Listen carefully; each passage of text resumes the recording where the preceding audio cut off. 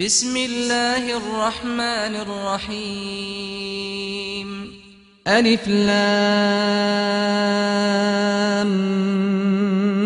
ميم ذلك الكتاب لا ريب فيه هدى للمتقين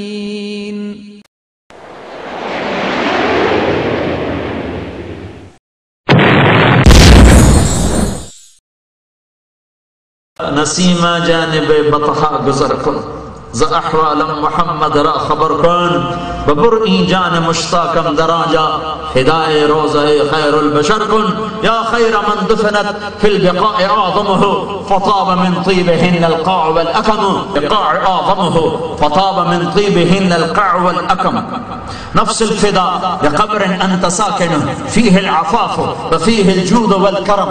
اور دو میں نے آپ کو مزید سنا دیے جو ابن کثیر کی تفسیر میں لکھے ہوئے ہیں. 4 شعر. ایک بدو آتا ہے، آپ دنیا سے جا چکے ہیں، عطبی رحمت اللہ علیہ قبر پر کچھ پڑھ رہے ہیں. وہ بدو اونٹنی کو بٹھاتا ہے اور قبر پہ آ کے کہتا ہے السلام علیکہ یا رسول اللہ. سلام کرتا ہے، پھر کہتا ہے یا رسول اللہ آپ کے رب نے کہا ہے وَلَوْ أَنَّهُمْ اِذْ ظَلْمُوا أَنفُسَهُمْ جَاءُوكَ فَاسْتَغْفَرُوا اللَّهَ وَاسْتَغْفَرَ لَهُمُ الرَّسُولُ لَوَجَدُوا اللَّهَ تَوَّابًا رَحِيمًا. کہ اے میرے نبی یہ اپنے پر ظلم کر کے آئیں، گناہ کر کے آئیں اور پھر معافی مانگیں اور تو سفارش کرے اور یہ معافی مانگیں تو میں انہیں معاف کر دوں گا. یہ اس نے آیت پڑھی، پھر کہنے لگا میں جیتوں کا مستغفراً لذنوبی، میں آپ کے پاس آیا ہوں اپنے گناہوں کو مانتا ہوں، معافی مانگتا ہوں. مستشفعاً بک الی ربی، میں آپ کو اللہ کے دربار میں سفارشی بناتا ہوں کہ آپ کا رب میری بخشش کر دیں. اور پھر وہ رونے لگا اور اس نے یہ 4 شعر پڑھے جس کا میں نے آپ کو پڑھ کے سنائے کہ اے وہ ذات جس کے قبر میں جانے سے اندر بھی پاک ہو گیا، باہر بھی پاک ہو گیا، اندر بھی خوشبو اور اوپر بھی خوشبو، پہاڑ بھی مہک اٹھے اور وادیاں بھی مہک گئیں، زمین کا تحت بھی اور فوق ہر طرف خوشبو پھیلی. میری جان قربان اس قبر پر جس میں آپ آرام کر رہے ہیں، آپ کے ساتھ آپ کا جود و کرم اسی طرح ہے جیسے دنیا میں تھا. میں آپ کے طفیل پل صراط پار کروں گا، اس کے بغیر نہیں کر سکتا. ہاں میں ابو بکر عمر کو بھی نہیں بھول سکتا.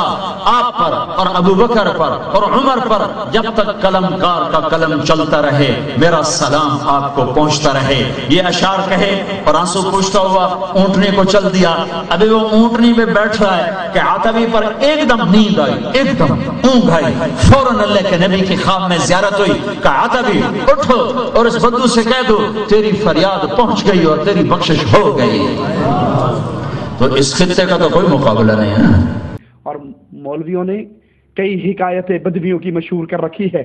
میں ایک مولوی کی کیسٹ سن رہا، وہ کہتا ایک بدو تھا، عرابی تھا، وہ آیا اللہ کے نبی صلی اللہ علیہ وسلم کی قبر پہ آیا، یہی آیت پڑھی اور پھر کہا اللہ کے نبی میں بڑا گناہگار ہوں، مجھ سے بڑی خطائیں ہوئی ہیں، میرے لیے اللہ سے معافی مانگو. ہم نے یہ قرآن کی آیت پڑھی ہے، اس سے یہی مطلب نکلتا ہے. یہ کہہ کر وہ بدو چلا گیا. ایک صوفی صاحب کہتے ہیں میں قبر پہ مراقبہ کر کے بیٹھا تھا، اللہ کے نبی صلی اللہ علیہ وسلم فوراً اللہ کے نبی نے مجھ سے کلام کیا کہ بھاگو اس عرابی کو پکڑو، اس بدو کو پکڑو اور اس سے کہو کہ رسول نے تیرے لیے معافی مانگی اور اللہ نے تیرے سارے گناہ معاف کر دیے. یہ بنائی ہوئی من گھڑت جھوٹی روایت ہے جس کا حقیقت سے کوئی تعلق نہیں ہے. یہ مولویوں کی زبان پر اپنے پیٹ کے دھندے چلانے کے لیے ہے، اس کا حقیقت سے کوئی تعلق اگر جرت ہے ان دلائل کا جواب دلائل کے میدان میں دیجئے. اور اگر صرف تانوں سے کام چلانا چاہو گے تو شیشہ دکھانا ہمیں بھی آتا ہے. لکھو گے پڑھو گے بنو گے خطیب، لکھو گے پڑھو گے بنو گے خطیب، جو اچھلو گے یوں ہی لگو گے عجیب، جو اچھلو گے یوں ہی لگو گے عجیب. الحمدللہ وحدہ والصلاة والسلام علی من لا نبی بعدہ، اما بعد. محترم سامعین، آپ نے حضرت مولانا طارق جمیل صاحب مدد اللہ کی زبانی بدو والا واقعہ سنا اور اس پر توصیف ملتانی کا تبصرہ بھی سنا. خصوصاً اس کا یہ جملہ کہ یہ مولویوں کی زبان پر اپنے پیٹ کے دھندے چلانے کے لیے ہے، اس کا حقیقت سے کوئی تعلق نہیں۔ محترم سامعین، یہ واقعہ مشہور مفسر امام ابن کثیر نے تفسیر ابن کثیر میں ذکر کیا ہے۔ ملاحظہ ہو سورہ نساء کی آیت نمبر 64 کی تفسیر، حوالہ نمبر 2 امام ابو حبان نے اپنی مشہور تفسیر البحر المحیط میں ذکر کیا ہے۔ ملاحظہ ہو سورہ نساء کی آیت نمبر 64، حوالہ نمبر 3 امام سیوطی رحمہ اللہ نے اپنی مشہور تفسیر الدر المنصور میں ذکر کیا ہے۔ ملاحظہ ہو سورہ بقرہ کی آیت نمبر 203، حوالہ نمبر 4۔ مشہور محدث امام باقی رحمہ اللہ نے شعب الایمان میں اس واقعہ کا ذکر کیا ہے۔ ملاحظہ ہو بابو بی ابی انت و امی یا رسول اللہ، حوالہ نمبر 5۔ مشہور محدث اور صحیح مسلم کے شارح امام نووی رحمہ اللہ نے اپنے مشہور کتاب المجموع میں ذکر کیا ہے۔ ملاحظہ ہو جلد 8 صفحہ 274۔ ومن احسن ما يقول ما حكاه الماوردي والقاضي ابو الطيب وسائر اصحابنا عن العتبي مستحسنين له قال كنت جالسا، بہترین بات وہ ہے جو امام ماوردی، قاضی ابو طیب اور ہمارے باقی علماء نے عتبی سے نقل کی ہے اور اس کی تحسین بھی کی ہے۔ وہ کہتے ہیں کہ میں نبی اکرم صلی اللہ علیہ وسلم کی قبر کے پاس بیٹھا تھا۔ حوالہ نمبر 6 انہی امام نووی رحمہ اللہ نے کتاب الاذکار میں بھی یہی واقعہ نقل کیا ہے۔ حوالہ نمبر 7 اور مشہور حملی امام ابن قدامہ نے اپنی مشہور کتاب المغنی میں بھی اس واقعہ کا ذکر کیا ہے۔ ملاحظہ ہو المغنی فضل زیارت قبر النبی صلی اللہ علیہ وسلم، حوالہ نمبر 8۔ اور امام ابن قدامہ رحمہ اللہ نے اپنی کتاب الشرح الکبیر میں بھی اس واقعہ کا ذکر کیا ہے۔ ملاحظہ ہو جلد 1 صفحہ 387۔ کہ یہ تقریریں کرنا اور مذہبی مسائل پر گفتگو کرنا آپ کے بس کا روگ نہیں ہے۔ آپ کی تقریر بول بول کر اور چلا چلا کر بتا رہی ہے کہ آپ عالم دین نہیں ہے، آپ فضیلت الشیخ نہیں ہے، یا آپ کا اصلی روپ نہیں ہے، آپ نے داڑھی کی سنت رکھی ہوئی ہے، تو لوگ ہر داڑھی والے کو صوفی صاحب اور مولوی صاحب کہہ دیتے ہیں۔ لوگوں کے اس تاثر سے فائدہ اٹھاتے ہوئے آپ نے سچ مچ اپنے آپ کو مولوی صاحب، مولانا صاحب اور عالم صاحب سمجھ لیا، اور 20 ریال کا رومال بے ڈنگے طریقے سے سر پر رکھ کر اپنے آپ کو فضیلت الشیخ بنا لیا۔ اپنا علم و عمل تم اگر دیکھتے، اپنا علم و عمل تم اگر دیکھتے، پھر کسی میں نہ کوئی کمی دیکھتے۔ نیز جلد 3 صفحہ 494۔ محترم سامعین، ان 8 حوالوں میں سے ایک حوالہ بھی ہوتا تو یہ سند کے لیے کافی تھا، لیکن دنیا علم کے یہ بڑے بڑے مفسر اور محدث جب یہ واقعہ نقل کرتے ہیں تو مولانا طارق جمیل صاحب کے حوالے کے لیے کافی ہے۔ لیکن توصیف زیدی نے اس واقعہ کے بارے میں یہ تاثر دیا ہے کہ جیسے یہ مولانا طارق جمیل صاحب اور اس سطح کے کسی مولوی نے گھڑا ہے۔ کسی واقعے پر علمی انداز میں گفتگو کا حق تو ہر کسی کو حاصل ہے، لیکن علمی گفتگو وہ کرے جس کے پاس علم ہوگا۔ اس ناظرہ فعل مولوی توصیف کے پاس اگر علم ہوتا تو اس بازاری انداز میں گفتگو ہرگز نہ کرتا کہ یہ مولویوں کی زبان پر اپنے پیٹ کے دھندے چلانے کے لیے ہے۔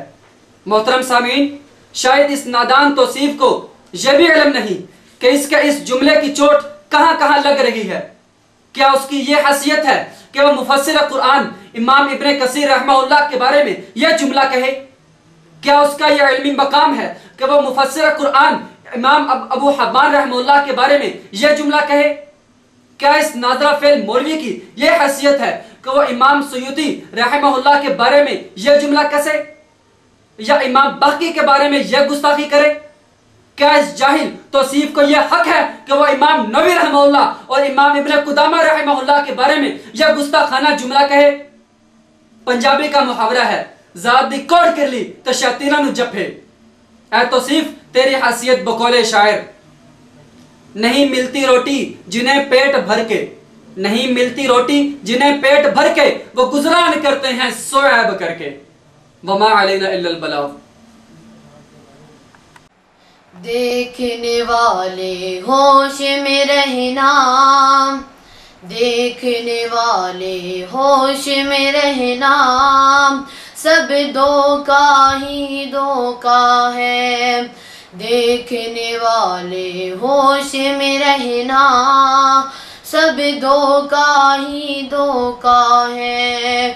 ملبوس بڑے بدصورت ہیں، ملبوس بڑے بدصورت ہیں، رومال ہی بس سرخیلے ہیں، رومال ہی بس سرخیلے ہیں۔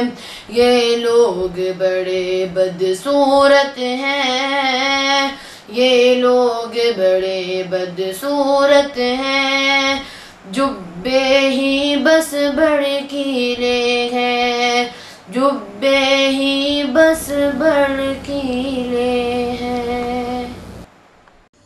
غیر مقلدین کے سامعین و مداحین، صورتحال کو حقیقت کے آئینے میں رکھ کر سمجھو اور تحقیق کے نام پر ان اندھے مولویوں کی اندھی تقلید نہ کرو جو تمہیں تصویر کا صرف ایک رخ دکھاتے ہیں، دوسرا رخ نہیں دکھاتے، بالفاظ دیگر دوسروں پر الزام تراشی کرتے ہیں اور اپنی حقیقت چھپاتے ہیں۔ قرآن کریم کی تلاوت میں ناظرہ فیل، حدیث میں ناظرہ فیل، تاریخ میں زیرو، جنرل نالج میں زیرو، مگر جھوٹ اور خیانت میں ہیرو۔ توبہ میری آنکھ سے کھلو گیا مول کے لیے سن ہوگا، توبہ میری آنکھ سے کھلو گیا مول کے لیے سن ہوگا، توبہ میری آنکھ سے کھلو گیا مول کے لیے سن ہوگا۔